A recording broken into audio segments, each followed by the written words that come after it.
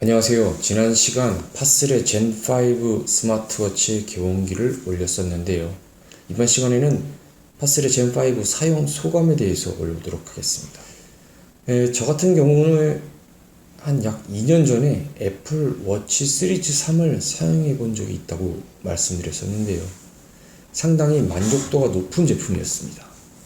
사실 애플 워치가 안드로이드 폰에서 사용이 가능하다면 혹은 아이패드에서라도 사용이 가능하다면 애플워치를 구매했을 것입니다. 하지만 안타깝게도 애플은 현재 오로지 아이폰에서만 사용이 가능하도록 하는 폐쇄적 정책을 시행하고 있습니다. 아이폰을 가지고 있다면 고민할 필요가 없겠죠. 애플워치에 필적할 만한 좋은 스마트워치 찾기를 저 개인적으로는 거의 2년 동안 해왔다고 할 수 있겠습니다. 현재 시중에 퀄컴의 스냅드래곤 웨어 3100을 사용하면서 웨어 OS를 사용하는 스마트워치가 흔치 않아요. LG는 여전히 재고가 많은 건지 올해 신제품인 하이브리드 스마트워치 W7에도 스냅드래곤 웨어 2100을 사용했습니다. 2100 자체가 나온 지가 좀 오래된 칩입니다. 향후 스냅드래곤 라인이 어떤 식으로 이름이 전개될지는 모르겠지만 후속으로 4100, 5100이 나올 수도 있겠죠. 하지만 2019년도에 2100이 들어간 스마트워치를 선택한다는 건 좀 억울한 느낌이 있더라고요. 그리고 화면이 작은 스마트워치에서 뭔가를 연속해서 이렇게 계속 클릭을 한다는 건 굉장히 힘든 일입니다. 애플워치 시리즈 3에서 제가 만족했던 부분이 이 시리와의 연동이었거든요. 카카오톡으로 온 메시지에 답변하기 위해서 시리한테 받아쓰기를 시키면 굉장히 편했었습니다.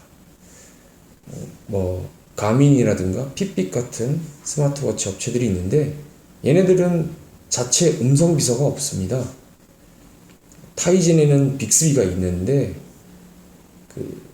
제가 아는 지인의 갤럭시 시리즈에 들어가 있는 빅스비 수준을 볼 때 그게 크게 기대가 되지 않더라고요.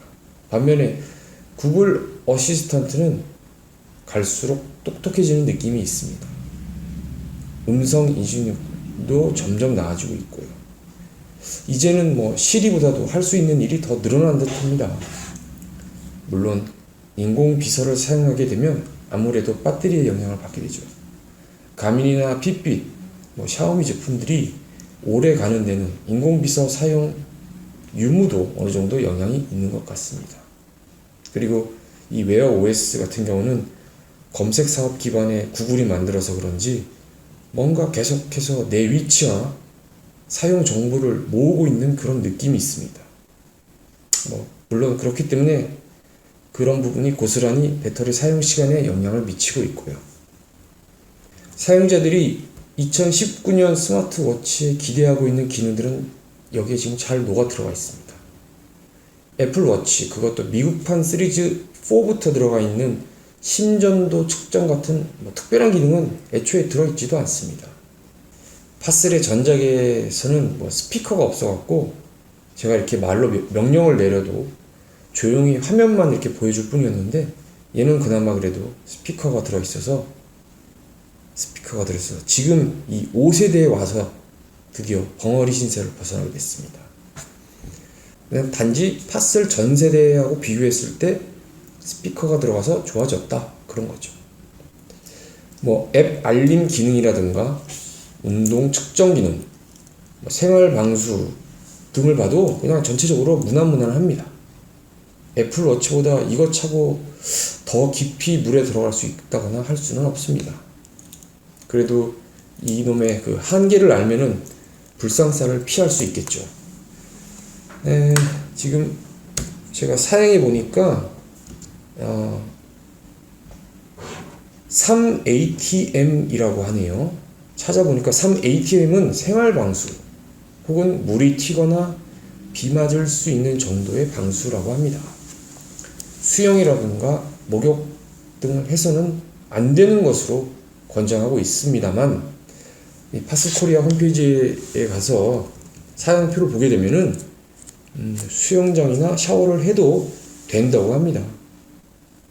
그러니까 즉 방수에 있어서만큼은 제가 2년 전에 구매했던 애플워치 시리즈 3보다도 못하다고 할 수 있겠습니다.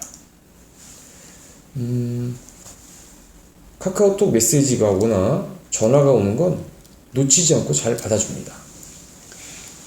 샤오미 계열처럼 뭐 어려운 한글화 과정을 거치지 않아도 한글은 기본적으로 잘 나오게 됩니다. 문자가 깨지거나 하는 그런 것도 전혀 없고요. 이게 당연한 거죠.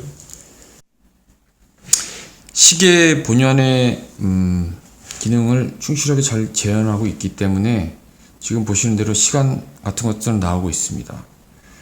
아까 말씀드린 대로 구글 어시스턴트에 질문을 해서 사용되는 것들을 한번 보도록 하겠습니다. 용두 부분을 꾹 눌러주면 이렇게 구글 어시스턴트가 호출되기도 하고요. 제가 그 OK 구글이라든가 헤이 구글을 해서 할 수도 있습니다. 배터리 때문에 근데 저 같은 경우는 용두를 눌러서 구글 어시스턴트를 깨우는 기능을 사용하고 있습니다. 네, 음악을 재생해서 다음 곡이라든가 전 곡을 돌아간다거나 볼륨을 조절하는 모습을 보여드리도록 하겠습니다. 조용필의 바운스 틀어줘. 네, 조용필의 바운스 말씀이시죠? 유튜브에서 재생할게요. 이렇게 휴대폰에서 재생을 하게 되면 휴대폰에서 나오고 있는 곡이 있으면 시계에서는 이렇게 미디어를 재생하는 화면이 나오고 용두를 돌리게 되면은 볼륨이 커지고 내리게 되면은 볼륨이 작아지게 됩니다. 다음 곡을 가고 싶을 때는 그러면 다음에 하는 곡이 나오게 되고요. 지금 했던 노래 다음 곡, 전 곡을 다시 누르게 된다면 이건 앞으로 갈 거고 한 번 더 누르면 네, 바운스가 다시 나오죠. 일시정지. 네, 뭐 거의 실시간으로 제가 듣기로는 샤오미 미밴드 같은 게 이번에 이 음악 컨트롤 하는 게 들어갔는데 약간씩 딜레이가 있다는 얘기는 들었습니다. 하지만 이 파슬 젠5 같은 경우는 거의 실시간으로 이렇게 가능해집니다. 볼륨 조절도 나오고요.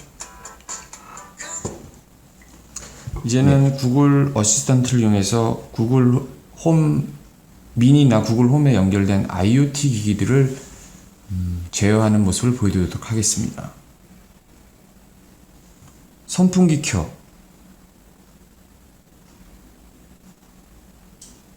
네, 선풍기의 전원을 켭니다.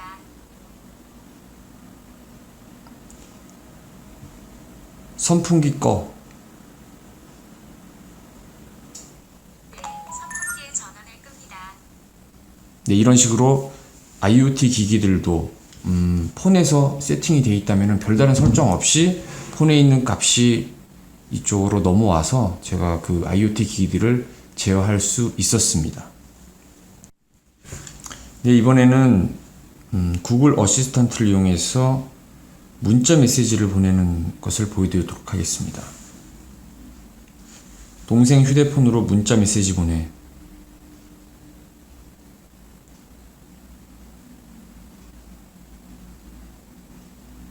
내일 우리 가족 모임 어디서 하지?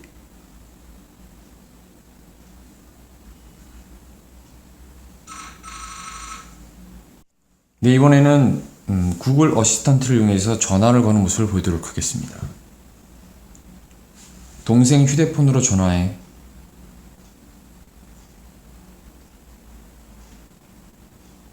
정종문 휴대전화에 전화를 거는 중입니다.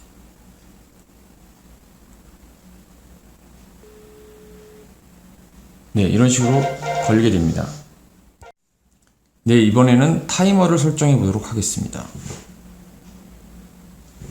1분 타이머 설정.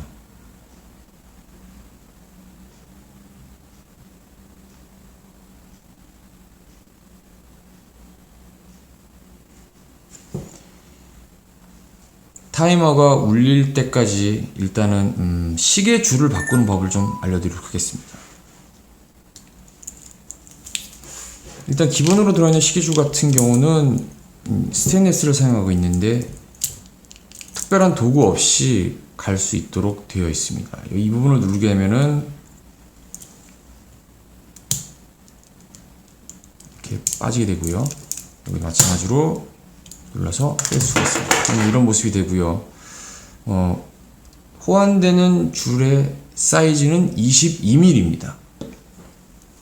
그래서 제가 갖고 있는 것 중에 22mm짜리 도구가 있는데 이걸 이용해서 나토 밴드로 바꾸는 모습을 보여드리도록 하겠습니다.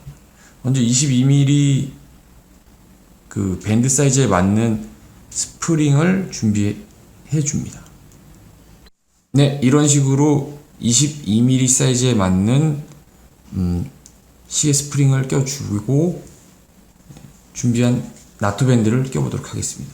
사실은 지금 이렇게 일체형으로 된 나토 밴드 같은 경우는 뒤에 있는 이 심박 센서가 작동을 하지 않기 때문에 가려지기 때문에 찾아보시면은 이렇게 분리된 형태가 있습니다. 그거를 구매를 하셔서 껴주면 되는데 저 같은 경우는 그냥 기존 원래 차고 있던 시계에 쓰던 나토 밴드가 있어서 그거를 준비해 봤습니다.